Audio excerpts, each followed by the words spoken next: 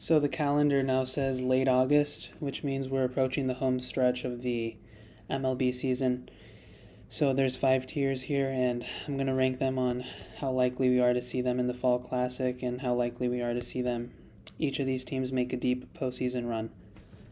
Starting from here, the Los Angeles Angels of Anaheim. Their season's over. They haven't been putrid, but they're probably going to finish about 20 games under 500. Mike Trout no longer has any motivation, it appears. They have a couple young, promising players, notably Zach Neto at short, Logan O'Hoppe behind the plate. I like some of their pieces, but they're still a few years away.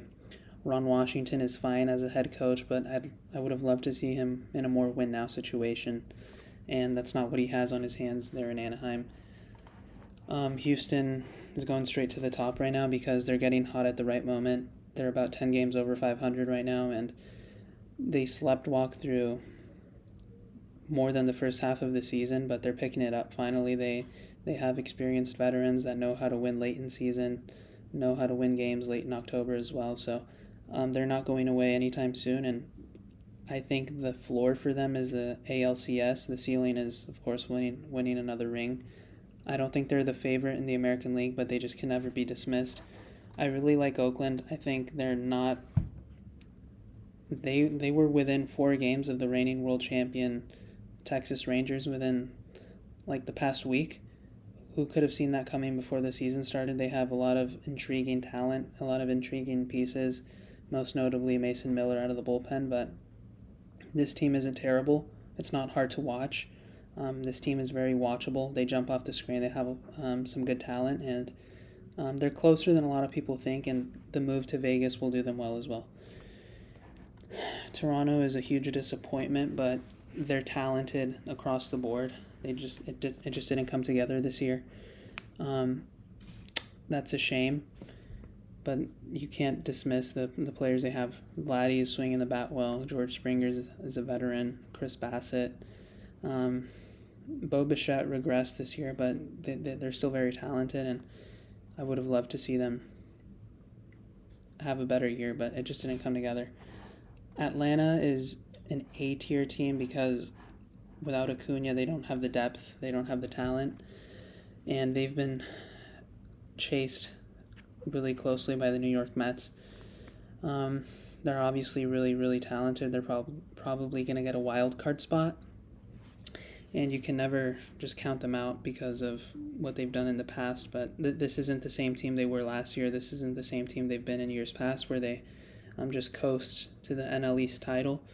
They're probably not going to win that division this year, which may be a good thing, but yeah, they're not the same team they have been, and this doesn't feel like the year for them at all. I'm going to put Milwaukee right next to them. Somebody's got to win the NL Central, and Milwaukee's clearly the best team in that division. They have good pitching. Freddie Peralta's really good. I loved Evan Williams in the 9th inning. He's as good as it gets, I think, in that closer role for anyone in the league. They're also kind of turning the corner and getting hot at the right time. They're going to win their division. They're going to host a playoff series in round 1, and they may not be favored in that series depending on who they draw. Maybe a San Diego, who's also hot, but I like this team a lot, and crazier things have happened that they can win a playoff series for sure. St. Louis is kind of stuck in the middle. Aging veterans, aging stars, the Nolan Arenados, the Paul Goldschmidts, but it really hasn't come together this year, and they're right where I think most people expected them to be. They're within striking distance of Milwaukee, but nobody expects them to catch up at this point, and they look like they're shorthanded across the board. They're definitely looking towards 2025. Same thing with Chicago, who had a promising start to the year, but they've kind of come back to what was expected. I like Dansby. He's a great player to have at short, and they can kind of build around him, but they're definitely going to need a few more pieces to compete in 2025 and beyond. I think this team right here is really dangerous. I love their lineup. They're really deep.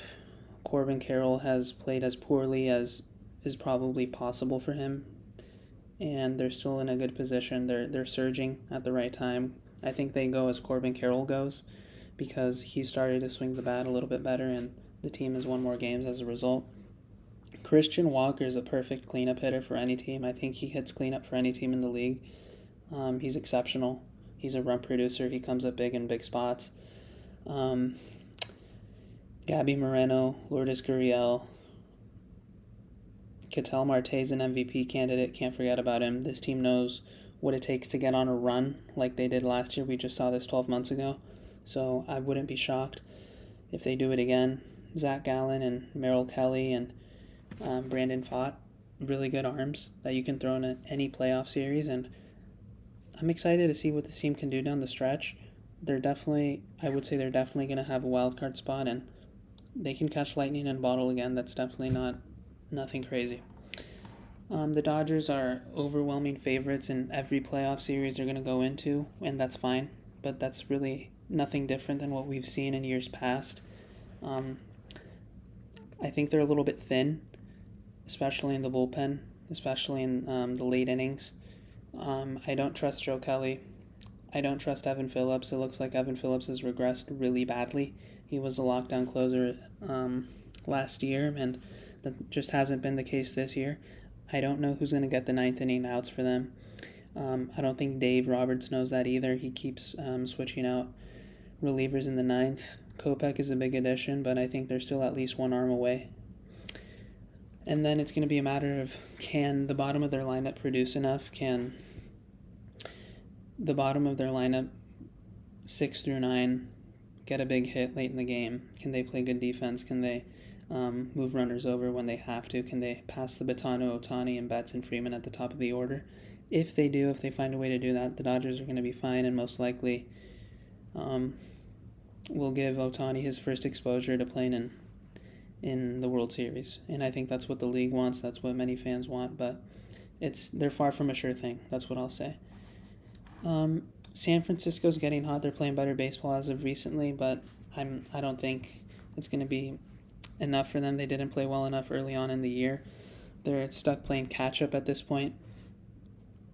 You have teams like the New York Mets and the San Diego Padres and the Arizona Diamondbacks who have put themselves in better positions to sneak into the wild card at this point.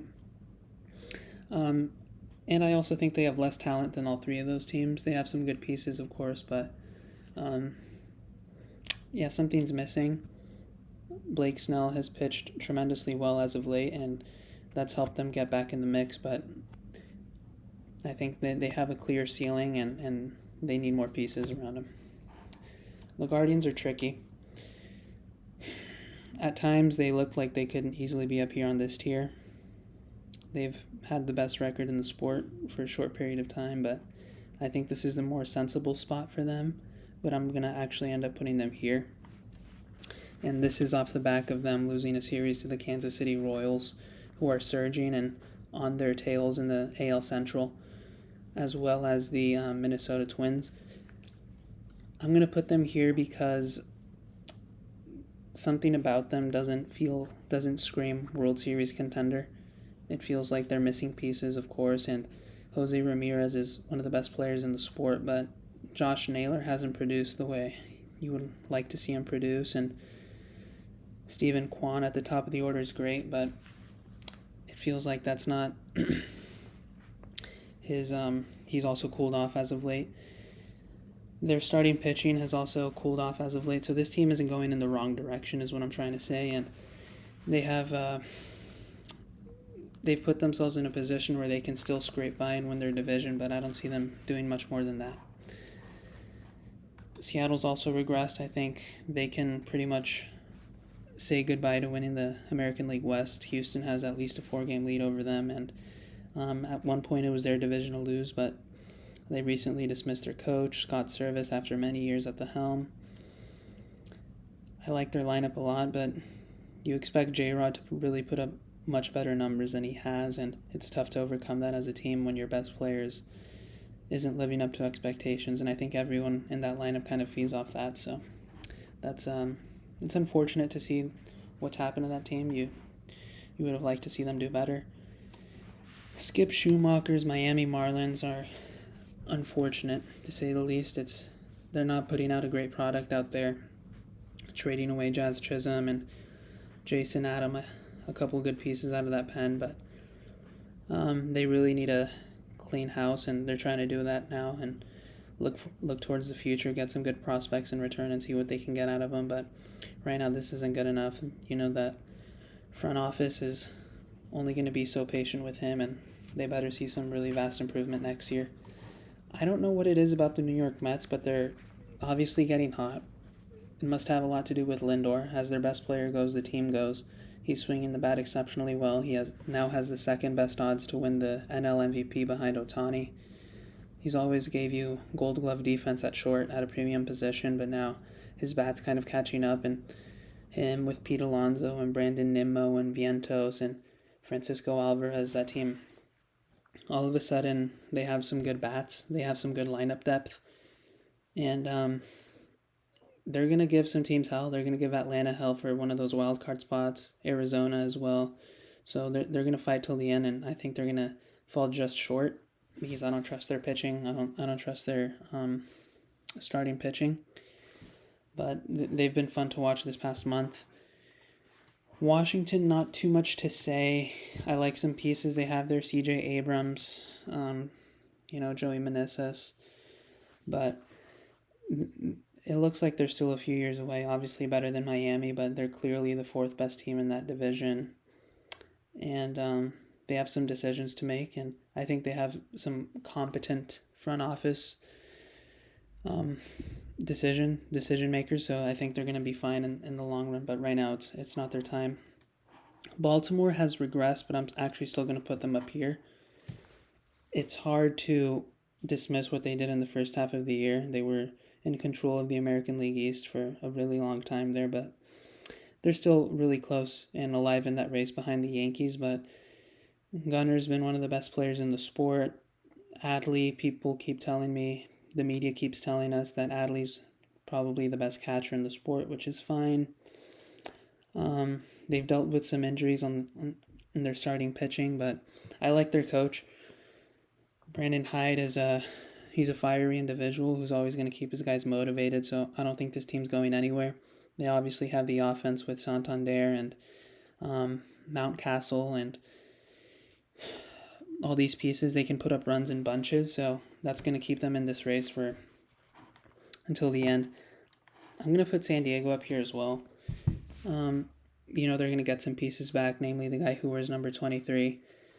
But I really like the experiment of having 7-8 shortstops in your starting lineup, and it's obviously the most versatile position on the field, and that's what we're seeing with Merrill, an ex-shortstop, and Ha-Seong Kim, and Manny Machado, and Xander Bogaerts, and Jake Cronenworth, and Jurickson Profar. And obviously Fernando when he comes back. That's just 7 ex-shortstops in their lineup who can play these different positions. They can hit, they can run, they can field. Very versatile players who bring a lot to the table. Mike Schilt has done a really good job in stabilizing this team because they were not that good in the first half of the year, but he's obviously pushed some right buttons. They brought in some really good pieces to contribute. AJ Preller deserves credit for always pulling the trigger on a trade he feels his team needs, so they're definitely going to be a wild card team, and I don't see why they can beat any team in the National League any given day. And the same, of course, applies to this team, who, when they trot out Schwarber and Turner and Harper and Bohm as their top 4 hitters in that lineup, I think they're obviously really tough to beat. Their bullpen is vastly improved, and the healthier they get with Nola and Wheeler and Ranger Suarez at the top of their pitching rotation, they're going to be a tough out. They're going to host playoff games. They're going to host a lot of series, and you know how that city gets behind them. That stadium's always rocking in October, as we saw last year. So they're probably my pick to get to the World Series out of the National League, so they're absolutely in this top tier. Paul Skeens has brought tons of media coverage and attention and hype to this team, but they're obviously tailed off as of recently. O'Neal Cruz making the move to center field might do good for him. Might do him some good. Ke'Bryan Hayes dealing with some injuries. Brian Reynolds has been a revelation and a great hitter.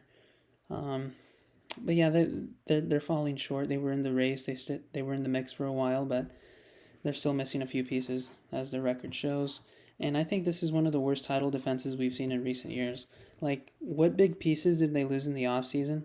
Apart from health, they obviously went all in last year on some veterans, but just an embarrassing 2024 for Texas. I think Bruce Bochy has a lot of explaining to do. I don't think his team was ready. I think his players got a little bit lazy in the offseason, got a little complacent, and he has to respond to those questions because he has to be asked. Tampa has obviously fallen off a cliff. They cleaned house in the deadline, held on to some pieces like Yandy Diaz, but not the same team. This isn't to say that they're going to be bad next year because they always find a way to pull out some really good prospects out of nowhere, out of thin air, it appears, some really good pitching. So I don't think they're going anywhere. I don't think they're going to be a perennial laughing stock by any stretch, but this clearly isn't the year for them. I'm not high on Boston at all, but they have some really good pieces. Jarren Duran has been exceptional at the top of the order. I like Alex Cora in the sense that he knows how to scrap together wins, and his teams are never going to be embarrassing. But I don't think they get into the American League wildcard spots. I think that's obviously going to be one of the other AL East teams, Kansas City for sure, and probably another Central team. But I can't count them out, mostly because of the reasons I just mentioned. Cincinnati is kind of stuck in the middle as well. I think the high expectations kind of got to them a little bit too much before this season. They've dealt with some injuries and they have a lot of young talent. Ellie De La Cruz is absolutely electrifying, but they know that they're still a couple years away. But next year they need to be in the mix more so than this year. Absolutely. I'm just going to put Chicago in here and Colorado in here because those teams don't really need that much explaining. Minnesota, I'm actually not that high on. They might get into a wild card spot over Boston, but I think Boston is absolutely more capable of giving a team fits in October in a 5-game series. Detroit will go here. Kansas City has one of the best players in the sport, Bobby Witt. Salvador Perez is putting up ridiculous numbers. It looks like the city is kind of embracing the team more now that they're in the mix and down the stretch here, and it's really good to see. They have a great stadium, great fan base, and they're a dark horse to get to the ALCS. I really like Bobby Witt. It feels like he's gonna rise up to that moment. If there's one of these young players that I think can reach that next level in October, it's probably gonna be him, Bobby Witt Jr. And I'm gonna put the Yankees up here. And it doesn't look like I can put them in front of Houston, but they have the best player in the sport, hands down, in the sense that there is no two-way players in 2024, at least this season. He's the best hitter by far. Aaron Judge, number 99, is the most intimidating force in any lineup this year across the league. And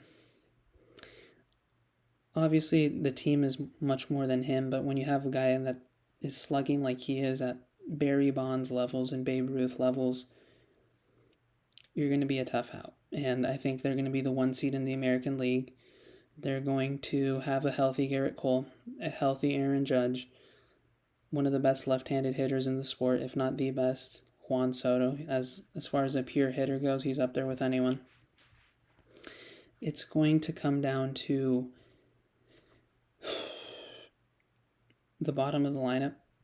Where is this team going to get contributions from outside of Aaron Judge and Juan Soto? That's been the key for them all year. Those two guys have remained healthy. As of late, Stanton has started to swing the bat better.